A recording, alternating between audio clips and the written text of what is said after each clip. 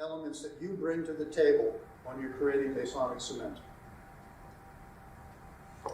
Cement begins with an investment, and that investment is called virtue. What is virtue? Well, it's strength. It's strength. It's manly strength specifically, because if you look up all the roots, it's going to tell you manly strength. And if you know your Bible, and you know the Hebrew for the phrase in strength, you'll recognize that the word Boaz should come to mind, because it is Hebrew for in strength. And another way of saying that, it's in virtue. So the virtues that we are told about in the first degree are cardinal and theological, breaking up into a 4-3 pattern with temperance, fortitude, prudence, justice, faith, hope, and love. Now, you might remember charity as being the third one, but I will tell you, the proper word was agape. But our understanding of it this day, as we translate it, love best captures it in modern day vernacular. The cardinal virtues, if you look at the code, it's about subduing, working, making decisions, and balance. And this is all the things that you have to learn in order for you to put your Masonic cement together. You've got to learn to subdue specific things in your life. You've got to work by chiseling away specific items from your life, perhaps vices and superfluities. You've got to make sure that you are decisive in what you get rid of and divest and what you keep. And if you do not know what a vice and superfluity is, you better not pick up that working tool called a common gavel, because you're going to be whacking at things you don't know is good or bad. You've got to get into your mind what a vice and superfluity is before you start using that working tool. And of course, balance, making sure that as you're going through this, you've got temperance going on. Isn't it interesting how temperance and having justice, how they complement each other? The theological virtues, faith, hope, and love, the code is about possibility, probability, and investment. You're saying, Coach, how did you get all that? Well, faith is all about possibility, is it not? It doesn't make a difference whether there's a slim possibility or not, right? If it's possible, it's possible. Well, once something becomes possible in your mind, what happens is you might start investing in it. Well, if you start investing in it, the first thing you've got to do is ask yourself, what's the probability? And if the probability is even the slightest chance, and you have faith in what it is that you are choosing to believe, you're going to start investing in it. That's the combination. That's the connection between faith, hope, and love. You have to first comprehend the possibility. You have to choose to believe. And regardless of whether that possibility is probable or not, in a high degree or less, since you believe in it, you're going to start investing in it regardless of the probability, because you know the possibility. Well, if you look at that code, what are we back to? Faith is a choice. It doesn't make a difference whether it's based on concrete evidence or not. You're choosing to believe. And once you choose to believe, you're now committed to what it is that you've chosen to believe. And after that, it's a matter of just putting you back into it. There's those three things again: choice, commitment, and chores. And if anybody here who has been in love knows it, love is work. Would you not agree? Interestingly enough, the 4-3 combination, if you put them together, you wind up with a very, very interesting symbol. Some of you brothers might recognize this. I like to refer to it as that house not made by hand. But the entered apprentices in our lives would surely spot this at the drop of a hat. Virtues are 7 And if you take a look at the 7 vertices of a cube, a perfect cube, if you work on your ashlar, you move from a rough ashlar to a common ashlar to a perfected ashlar. Now please understand, the perfect ashlar is the goal of the entered apprentice.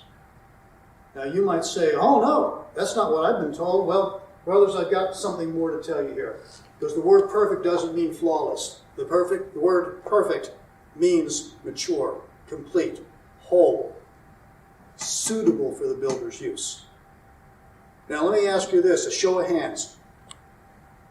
This hand means flawless. This hand means mature.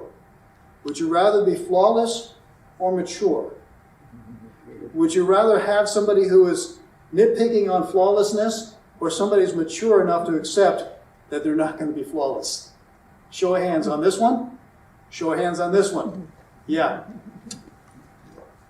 The perfect ashlar is a phrase used in operative use. And basically, the operative mason hacks away at an ashlar until it's suitable for his use. It's not flawless. In fact, some of these ashlars, they actually choose for their flaws because they're looking for specific characters.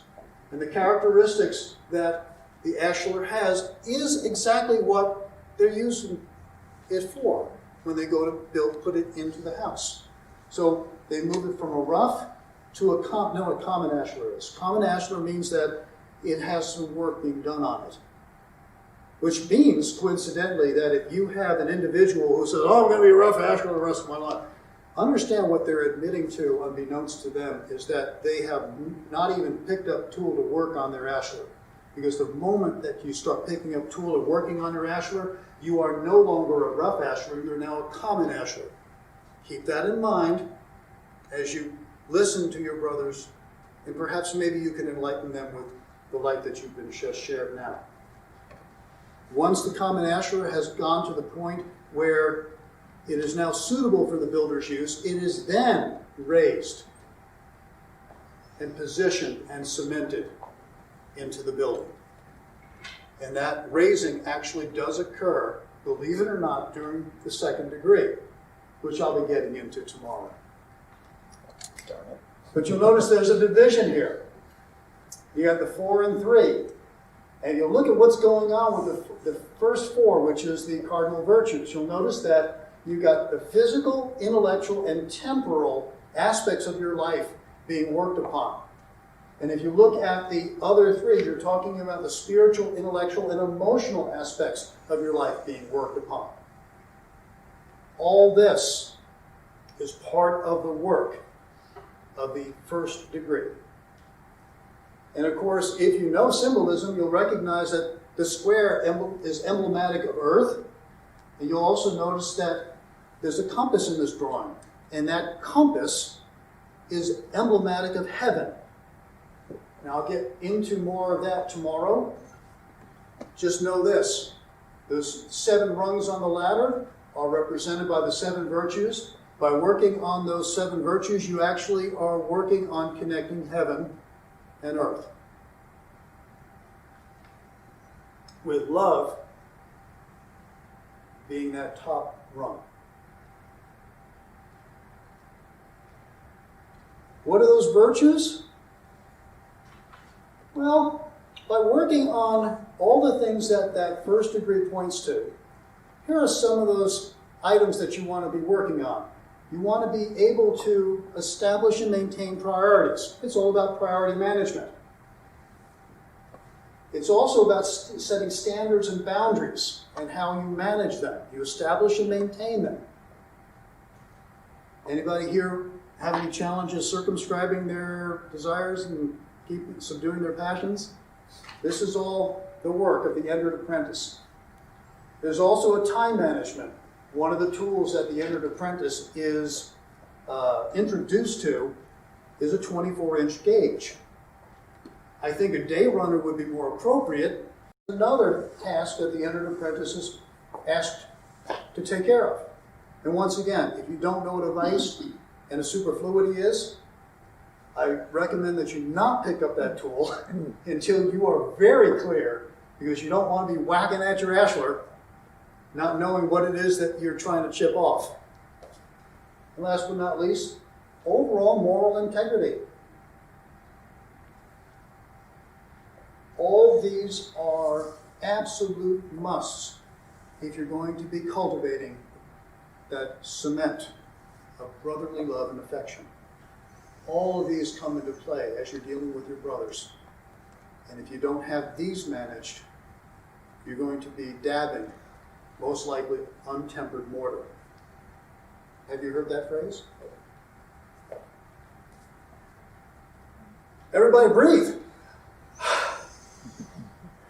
Are we having fun yet? Oh, yeah. Yes? Yeah.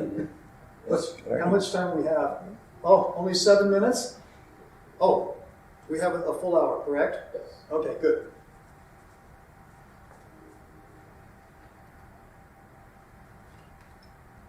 You want to have some more fun? Yes. Enjoying it so far? Yeah. Remember those pillars that we were talking about? I think you might have been introduced to them in the first degree, maybe 3 of them, and then 2 more on the second degree. They are the Tuscan, Ionic, Doric, Corinthian, and Composite. And we're told that the 2 flanking ones we don't mess with. But those 3 center ones, the Ionic, Doric, and Corinthian, they represent what? Wisdom, strength, and beauty. Correct? Wisdom, strength, and beauty.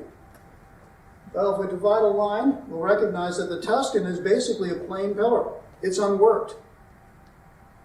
But the 3 center ones are worked very carefully. And that last one, that composite, oh, that's masterful.